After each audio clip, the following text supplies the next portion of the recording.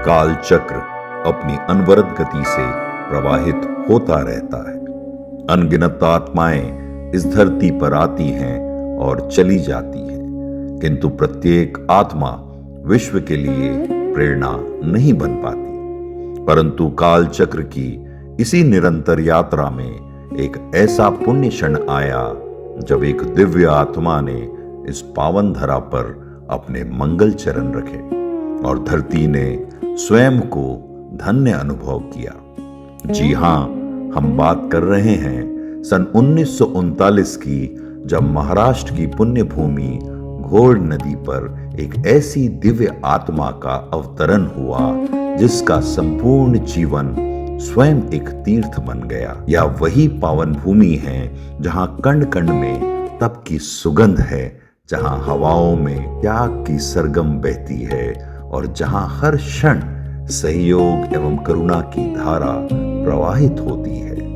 इसी पुण्य भूमि पर कालचक्र की गोद में जन्म हुआ उस महान आत्मा का, जो आगे चलकर सजग संथारा साधिका उप प्रवर्तिनी डॉक्टर परम पूज्य प्रियदर्शना जी मासा के रूप में श्रद्धा, संयम और साधना की अमिट मिसाल बन गई। घोड़ नदी के चोपड़ा कुल के सुश्रावक श्रीमान चांदमल जी एवं सुश्राविका प्यारी बाई की रत्न कुक्षी में एक सुकोमल कन्या ने जन्म लिया। यह जन्म केवल एक परिवार का सौभाग्य नहीं था, बल्कि समाज के लिए चेतना का उदय था और साधना पथ पर अग्रसर आत्माओं के लिए प्रेरणा का प्रकाश स्तंभ था। उस बालिका का नाम रखा गया बादाम बाई। बादाम बाई अपनी माता की लाडली, भाई की धड़कन और परिवार की आशा की किरण थी। अपने भाई एवं दोनों बड़ी बहनों के स्नेह में पली बड़ी यह बालिका शीघ्र ही सभी की प्रिय बन गई। कालांतर में उनकी बड़ी बहन ने दीक्षा अंगीकार की और पूज्य श्री प्रमोद सुधा जी मासा के नाम से विख्यात हुई। एक बार बादाम बाई अपनी बहन मासा के दर्शनार्थ गई, जहां उन्हें गुरु माता परम पूज्य विनय कुंवर जी मासा के दर्शन का सौभाग्य प्राप्त हुआ। उन्हीं दिव्य क्षणों में उनके अंतर में वैराग्य के बीज अंकुरित हो उठे। यौनावस्था में उन्होंने संयम जीवन स्वीकार करने की अपनी भावना माता एवं पिता भाई के समक्ष प्रकट की, किंतु बादाम बाई तो मां और भाई के प्राणों की धड़कन थी। उनके प्रति अत्यधिक मोह होने के कारण दीक्षा की आज्ञा मिलना अत्यंत कठिन था, परंतु वैराग्य में वो इतनी दृढ़ थी कि एक बार वैराग्य काल में विहार करते समय उन्हें 104-105 डिग्री बुखार था। सभी ने आग्रह किया कि वे गाड़ी में बैठ जाएं। तब उन्होंने अत्यंत दृढ़ स्वर में कहा, यदि आज मैं दीक्षित साध्वी होती तो क्या आप मुझे गाड़ी में बैठने का आग्रह करते? नहीं ना? तो आज मैं प्रतिज्ञा करती हूं कि जब तक मुझ में संयम की आज्ञा नहीं मिलेगी, तब तक मैं गाड़ी का उपयोग नहीं करूंगी और पैरों में चप्पल भी नहीं पहनूंगी।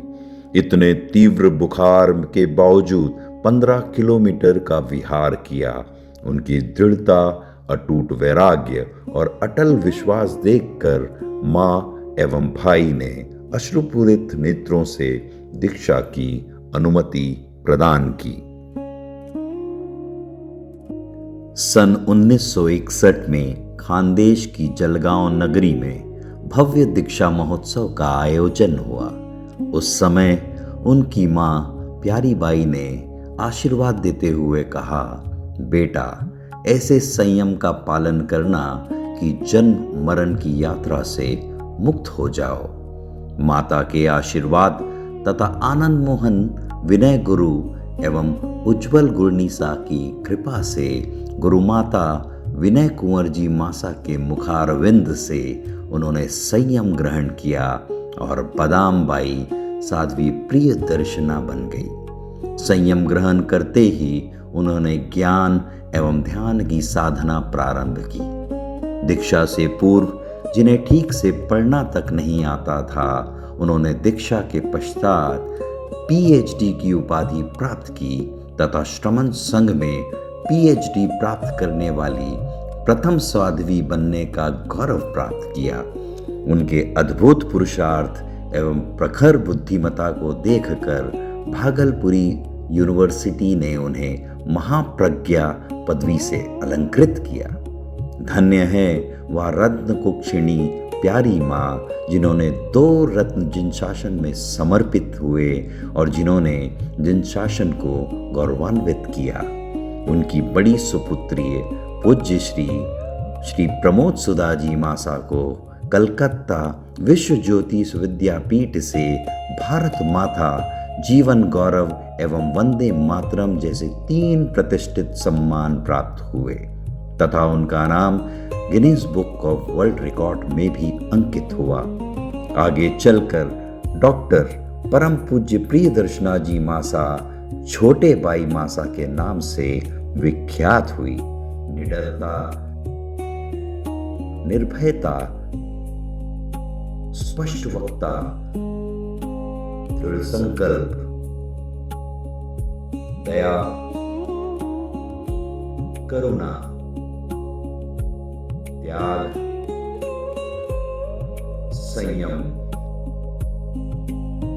स्वाध्याय निष्ठा, साधारणता, अप्रमत्तता एवं समर्पण भाव, ऐसे असंख्य गुणों से संपन्न पूज्य छोटे बाई मासा का ऐसा कोई साधना क्षेत्र नहीं था जिसे उन्होंने स्पर्श ना किया हो। उन्होंने अपने साधना पथ में कभी सुविधा को स्थान नहीं दिया। संयम ग्रहण करते ही जीवों को अभयदान देने की भावना से सभी स्वास्थ्यवर्धक पदार्थों का त्याग कर दिया। मन, वचन और काया पर पूर्ण संयम रखने वाली पूज्य प्रियदर्शना जी मासा ने रसनेन्द्रिय पर भी विजय प्राप्त की थी। उनके हृदय में हर क्षण यही भावना रहती थी, मेरे कारण किसी भी जीव को असाता ना पहुँचे, मैं किसी के कर्म बंधन और पीड़ा का निमित्त ना बनूं। अपने आप से किया हुआ यह व्रत उन्होंने अंतिम क्षण तक पूर्ण निष्ठा से निभाया।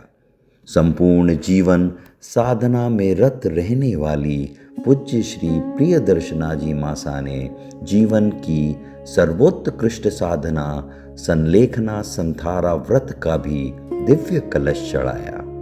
16 मार्च 2025 को पुणे के कोथरूड स्थित स्थानक में उन्होंने संलेखना अंगीकार की।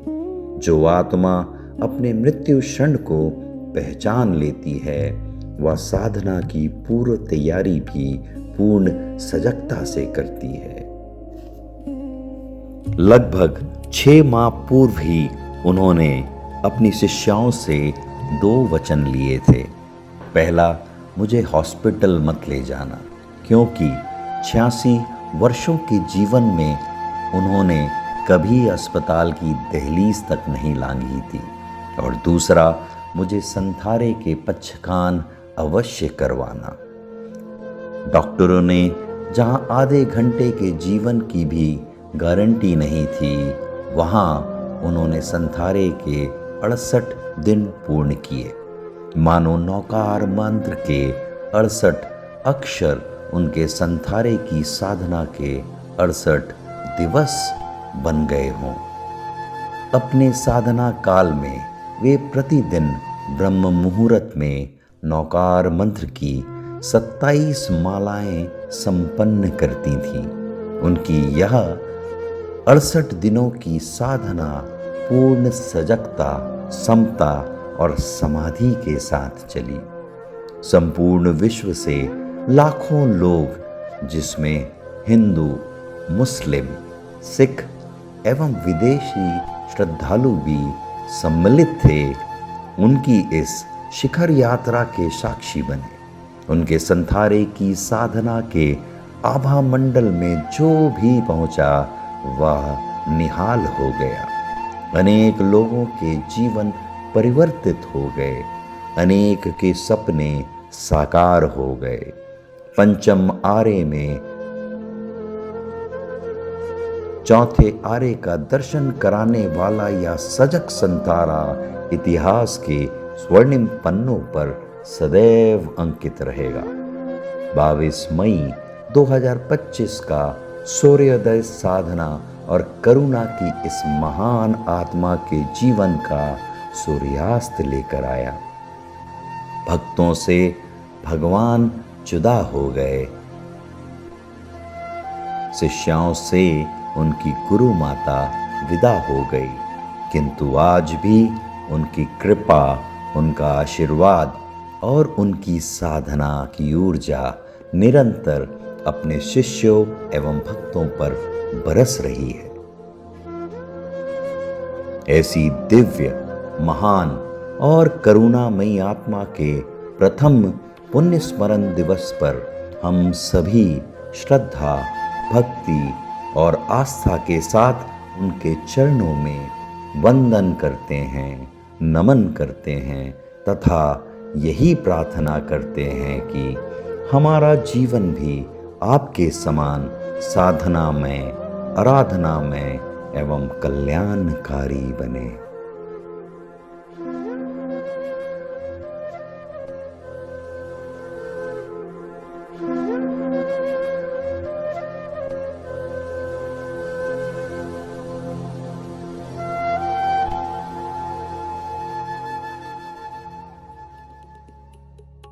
गुरु भगवंतों की आज्ञा से सत्तारी मंगलम, अरिहंता मंगलम, सिद्धा मंगलम, साहु मंगलम, केवली पनस्तो धम्मो मंगलम।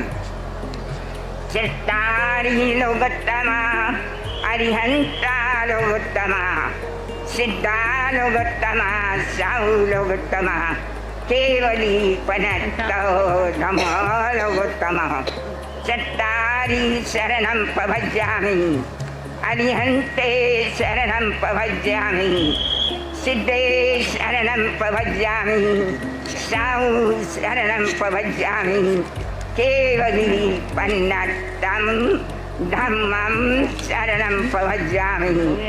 चार शरणा दुःखहरणा, सुखकरणा, औरण शरणा कोई जो बड़ी प्राणी आदरे तो अक्षय अमर पद होय।